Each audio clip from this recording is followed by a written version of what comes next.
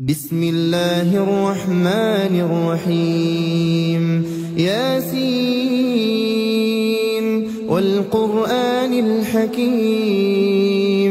إنك لمن المرسلين على صراط مستقيم تنزيل العزيز الرحيم لتنذر قوما ما أنذر آباؤهم فهم غافلون لقد حق القول على أكثرهم فهم لا يؤمنون إنا جعلنا في أعناقهم أغلالا فهي إلى الأذقان فهم مقمحون وجعلنا من بين أيديهم سدا ومن خلفهم سدا فأغشيناهم فهم لا يبصرون وسواء عليهم أأنذرتهم أم لم تنذرهم لا يؤمنون إنما تنذر من اتبع الذكر وخشي الرحمن بالغيب فبشره بمغفرة وأجر كريم إنا نحن نحيي الموتى ونكتب ما قدموا وآثارهم وكل شيء أحصيناه في إمام مبين واضرب لهم مثلا أصحاب القرية إذ جاءها المرسلون إذ أرسلنا إليهم اثنين فكذبوهما فعززنا بثالث فقالوا إنا إليكم مرسلون قالوا ما أنتم إلا بشر مثلنا وما أنزل الرحمن من شيء إن أنتم إلا تكذبون قالوا ربنا يعلم إنا إليكم لمرسلون وما علينا إلا البلاغ المبين قالوا إنا تطيرنا بكم لئن لم تنتهوا لنرجمنكم وليمسنكم منا عذاب أليم قالوا طائركم معكم أئن ذكرتم بل أنتم قوم مسرفون وجاء من أقصى المدينة رجل يسعى قال يا قوم اتبعوا المرسلين اتبعوا من لا يسألكم أجرا وهم مهتدون وما لي لا أعبد الذي فطرني وإليه ترجعون أأتخذ من دونه آلهة إن يردني الرحمن بضر لا تغن عني شفاعتهم شيئا ولا ينقذون إني إذا لفي ضلال مبين إني آمنت بربكم فاسمعون قيل ادخل الجنة قال يا ليت قومي يعلمون بما غفر لي ربي وجعلني من المكرمين وما أنزلنا على قومه من بعده من جند من السماء وما كنا منزلين إن كانت إلا صيحة واحدة فإذا هم خامدون يا حسرة على العباد ما يأتيهم من رسول إلا كانوا به يستهزئون ألم يروا كم أهلكنا قبلهم من القرون أنهم إليهم لا يرجعون وإن كل لما جميع لدينا محضرون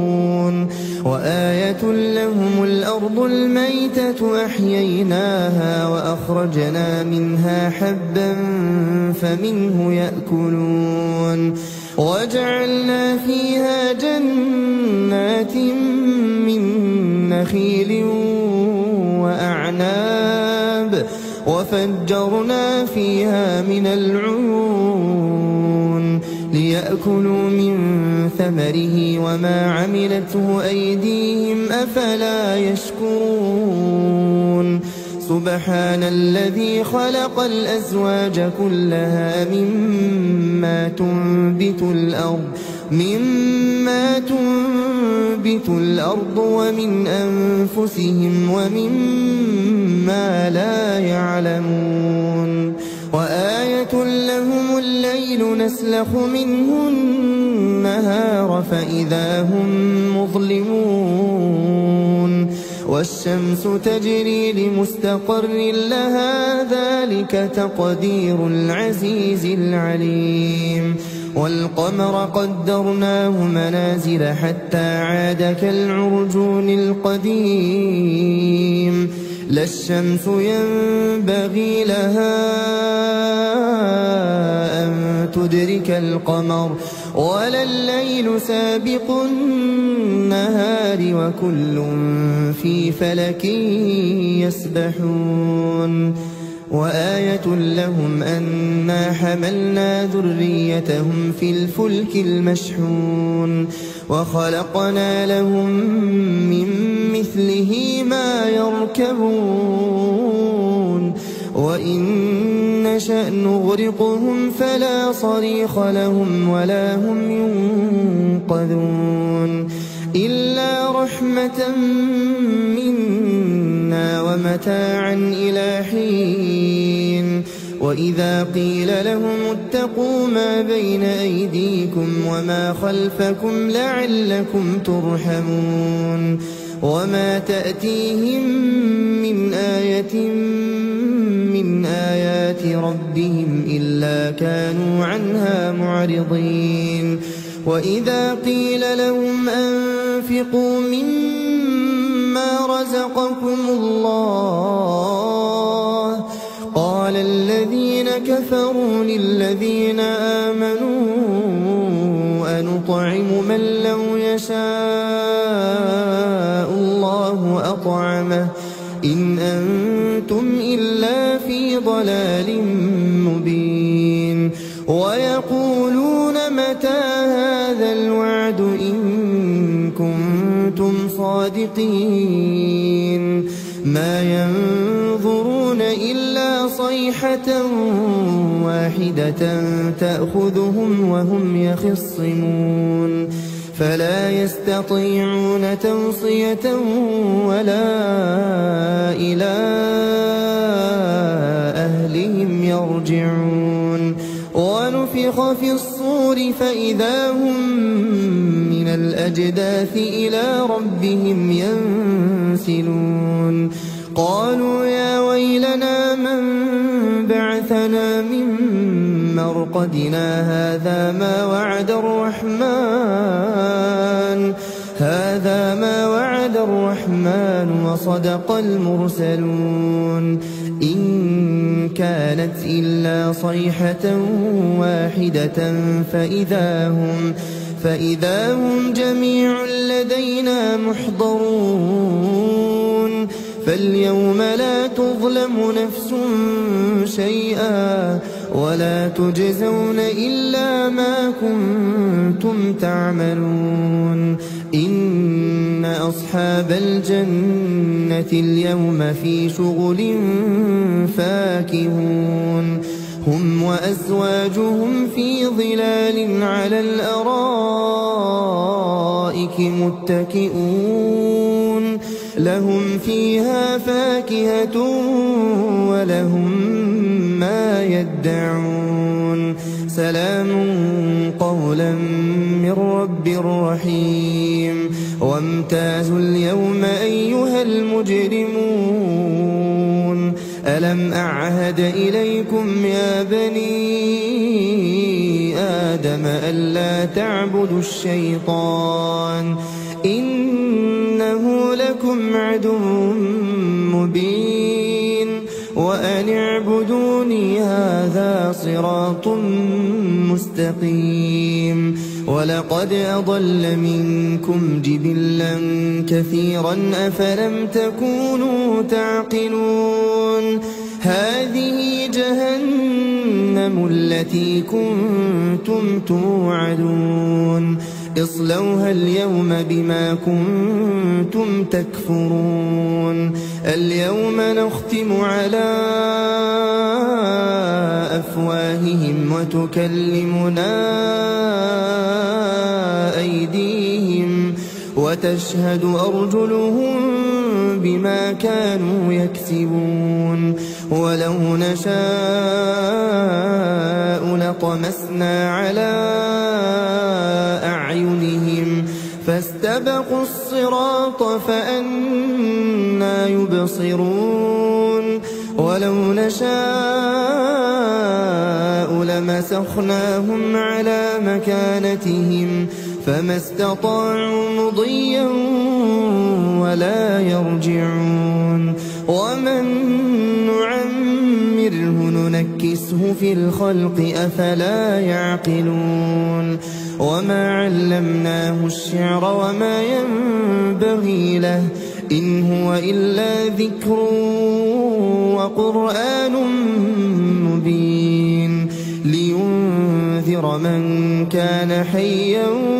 ويحق القول على الكافرين أولم يروا أنا خلقنا لهم مما عملت أيدينا أنعاما فهم لها مالكون وذللناها لهم فمنها ركوبهم ومنها يأكلون ولهم فيها منافع ومشارب أفلا يشكرون واتخذوا من دون الله آلهة لعلهم ينصرون لا يستطيعون نصرهم وهم لهم جند محضرون فلا يحزنك قولهم إنا نعلم ما يسرون وما يعلنون أولم ير الإنسان أنا خلقناه من نطفة فإذا هو خصيم مبين وضرب لنا مثلا ونسي خلقه قال من يحيي العظام وهي رميم قل يحييها الذي أنشأها أول مرة وهو بكل خلق عليم الذي جعل لكم من الشجر الأخضر نارا فإذا أنتم منه توقدون أوليس الذي خلق السماوات والأرض بقادر على أن يخلق مثلهم بلى وهو الخلاق العليم إنما أمره إذا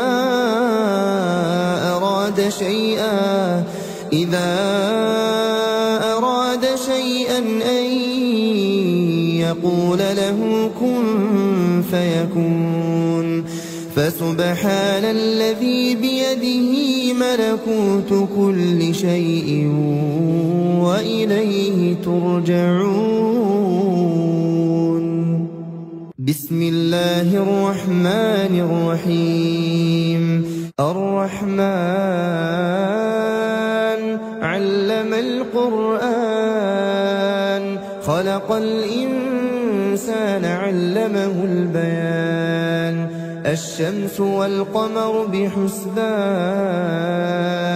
والنجم والشجر يسجدان. والسماء رفعها ووضع الميزان ألا تطغوا في الميزان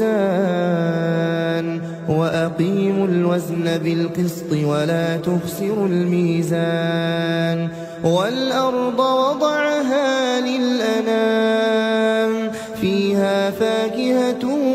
والنخل ذات الأكمام والحب ذو العصف والريحان. فبأي آلاء ربكما تكذبان؟ خلق الإنسان من صلصال كالفخار وخلق الجان من مارج من نار. فبأي آلاء ربكما تكذبان؟ رب المشرقين ورب المغربين. فبأي آلاء ربكما تكذبان؟ مرج البحرين يلتقيان بينهما برزخ لا يبغيان. فبأي آلاء ربكما تكذبان؟ يخرج منهما اللؤلؤ والمرجان. فبأي آلاء ربكما تكذبان؟ وله الجوار المنشآت في البحر كالأعلام. فبأي آلاء ربكما تكذبان؟ كل من عليها فان ويبقى وجه ربك ذو الجلال والإكرام. فبأي آلاء ربكما تكذبان؟ يسأله من في السماوات والأرض كل يوم هو في شأن. فبأي آلاء ربكما تكذبان؟ سنفرغ لكم أيها الثقلان. فبأي آلاء ربكما تكذبان؟ يا معشر الجن والإنس إن استطعتم أن تنفذوا من أقطار السماوات والأرض فانفذوا لا تنفذون إلا بسلطان. فبأي آلاء ربكما تكذبان؟ يرسل عليكما شواظ من نار ونحاس فلا تنتصران. فبأي آلاء ربكما تكذبان؟ فإذا انشقت السماء فكانت وردة كالدهان. فبأي آلاء ربكما تكذبان؟ فيومئذ لا يسأل عن ذنبه إنس ولا جان.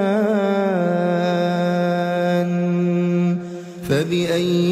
آلاء ربكما تكذبان؟ المجرمون بسيماهم فيؤخذ بالنواصي والأقدام فبأي آلاء ربكما تكذبان هذه جهنم التي يكذب بها المجرمون يطوفون بينها وبين حميم آن فبأي آلاء ربكما تكذبان ولمن خاف مقام ربه جنتان فبأي آلاء ربكما تكذبان ذواتا أفنان فبأي آلاء ربكما تكذبان فيهما عينان تجريان فبأي آلاء ربكما تكذبان فيهما من كل فاكهة زوجان فبأي آلاء ربكما تكذبان متكئين على فرش بطائنها من استبرق وجنى الجنتين دان فبأي آلاء ربكما تكذبان فيهن قاصرات الطرف لم يطمثهن إنس قبلهم ولا جان فبأي آلاء ربكما تكذبان كأنهن الياقوت والمرجان فبأي آلاء ربكما تكذبان هل جزاء الإحسان إلا الإحسان فبأي آلاء ربكما تكذبان ومن دونهما جنتان فبأي آلاء ربكما تكذبان مدهامتان فبأي آلاء ربكما تكذبان فيهما عينان نضاختان فبأي آلاء ربكما تكذبان فيهما فاكهة ونخل ورمان فبأي آلاء ربكما تكذبان فيهن خيرات حسان فبأي آلاء ربكما تكذبان حور مقصورات في الخيام فبأي آلاء ربكما تكذبان لم يطمثهن إنس قبلهم ولا جان فبأي آلاء ربكما تكذبان متكئين على رفرف خضر وعبقري حسان فبأي آلاء ربكما تكذبان تبارك اسم ربك ذي الجلال والإكرام بسم الله الرحمن الرحيم وقعت الواقعة ليس لوقعتها كاذبة خافضة رافعة إذا رجت الأرض رجا وبست الجبال بسا فكانت هباء منبثا وكنتم أزواجا ثلاثة فأصحاب الميمنة ما أصحاب الميمنة وأصحاب المشأمة ما أصحاب المشأمة والسابقون السابقون أولئك المقربون في جنات النعيم ثلة من الأولين وقليل من الآخرين على سرر موضونة متكئين عليها متقابلين يطوف عليهم ولدان مخلدون بأكواب وأباريق وكأس من معين لا يصدعون عنها ولا ينزفون وفاكهة مما يتخيرون ولحم طير مما يشتهون وحور عين كأمثال اللؤلؤ المكنون جزاء بما كانوا يعملون لا يسمعون فيها لغوا ولا تأثيما إلا قيلا سلاما سلاما وأصحاب اليمين ما أصحاب اليمين في سدر مخضود وطلح منضود وظل ممدود وماء مسكوب وفاكهة كثيرة لا مقطوعة ولا ممنوعة وفرش مرفوعة إنا أنشأناهن إنشاء فجعلناهن أبكارا عربا أترابا لأصحاب اليمين ثلة من الأولين وثلة من الآخرين وأصحاب الشمال ما أصحاب الشمال في سموم وحميم وظل من يحموم لا بارد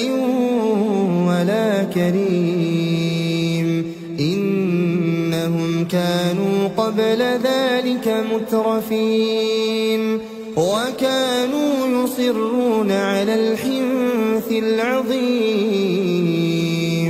وكانوا يقولون أئذا متنا وكنا ترابا وعظاما أئنا لمبعوثون أو آباؤنا الأولون قل إن الأولين والآخرين قل إن الأولين والآخرين لمجموعون إلى ميقات يوم معلوم ثم إنكم أيها الضالون المكذبون لآكلون من شجر من زقوم فمالئون منها البطون فشاربون عليه من الحميم فشاربون شرب الهيم هذا نزلهم يوم الدين نحن خلقناكم فلولا تصدقون أفرأيتم ما تمنون أأنتم تخلقونه أم نحن الخالقون نحن قدرنا بينكم الموت وما نحن بمسبوقين على أن نبدل أمثالكم وننشئكم فيما لا تعلمون ولقد علمتم النشأة الأولى فلولا تذكرون أفرأيتم ما تحرثون أأنتم تزرعونه أم نحن الزارعون لو نشاء لجعلناه حطاما فظلتم تفكهون إنا لمغرمون بل نحن محرومون أفرأيتم الماء الذي تشربون أأنتم أنزلتموه من المزن أم نحن المنزلون لو نشاء جعلناه أجاجا فلولا تشكرون أفرأيتم النار التي تورون أأنتم أنشأتم شجرتها أم نحن المنشئون نحن جعلناها تذكرة ومتاعا للمقوين فسبح باسم ربك العظيم فلا أقسم بمواقع النجوم وإنه لقسم لو تعلمون عظيم إنه لقرآن كريم في كتاب مكنون لا يمسه إلا المطهرون تنزيل من رب العالمين أفبهذا الحديث أنتم مدهنون وتجعلون رزقكم أنكم تكذبون فلولا إذا بلغت الحلقوم وأنتم حينئذ تنظرون ونحن أقرب إليه منكم ولكن لا تبصرون فلولا إن كنتم غير مدينين ترجعونها إن كنتم صادقين فأما إن كان من المقربين فروح وريحان وجنة نعيم وأما إن كان من أصحاب اليمين فسلام لك من أصحاب اليمين وأما إن كان من المكذبين الضالين فنزل من حميم وتصلية جحيم إن هذا لهو حق اليقين فسبح باسم ربك العظيم بسم الله الرحمن الرحيم تبارك الذي بيده الملك وهو على كل شيء قدير الذي خلق الموت والحياة ليبلوكم أيكم أحسن عملا وهو العزيز الغفور الذي خلق 7 سماوات طباقا ما ترى في خلق الرحمن من تفاوت فارجع البصر هل ترى من فطور ثم ارجع البصر كرتين ينقلب إليك البصر خاسئا وهو حسير ولقد زينا السماء الدنيا بمصابيح وجعلناها رجوما للشياطين وأعتدنا لهم عذاب السعير وللذين كفروا بربهم عذاب جهنم وبئس المصير إذا ألقوا فيها سمعوا لها شهيقا وهي تفور تكاد تميز من الغيظ كلما ألقي فيها فوج سألهم خزنتها ألم يأتكم نذير قالوا بلى قد جاءنا نذير فكذبنا وقلنا ما نزل الله من شيء إن أنتم إلا في ضلال كبير وقالوا لو كنا نسمع أو نعقل ما كنا في أصحاب السعير فاعترفوا بذنبهم فسحقا لأصحاب السعير إن الذين يخشون ربهم بالغيب لهم مغفرة وأجر كبير وأسروا قولكم أو اجهروا به إنه عليم بذات الصدور ألا يعلم من خلق وهو اللطيف الخبير هو الذي جعل لكم الأرض ذلولا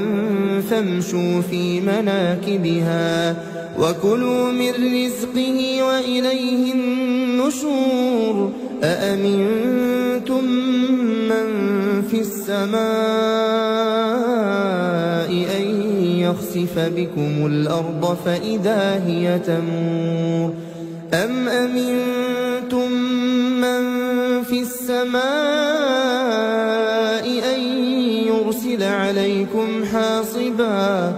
فستعلمون كيف نذير ولقد كذب الذين من قبلهم فكيف كان نكير أولم يروا إلى الطير فوقهم صافات ويقبضن ما يمسكهن إلا الرحمن إنه بكل شيء بصير أمن هذا الذي هو جند لكم ينصركم من دون الرحمن إن الكافرون إلا في غرور أمن هذا الذي يرزقكم إن أمسك رزقه بل لجوا في عتو ونفور أفمن يمشي مكبا على وجهه أهدى أمن يمشي سويا على صراط مستقيم قل هو الذي أنشأكم وجعل لكم السمع والأبصار والأفئدة قليلا ما تشكرون قل هو الذي ذرأكم في الأرض وإليه تحشرون ويقولون متى هذا الوعد إن كنتم صادقين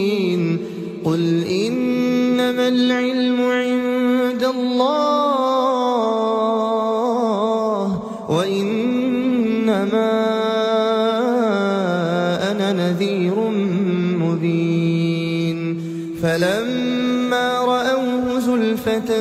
سيئت وجوه الذين كفروا وقيل هذا الذي كنتم به تدعون قل أرأيتم إن أهلكني الله ومن معي أو رحمنا فمن يجير الكافرين من عذاب أليم قل هو الرحمن آمنا به وعليه توكلنا فستعلمون من هو في ضلال مبين قل أرأيتم إن أصبح ماؤكم غورا فمن يأتيكم بماء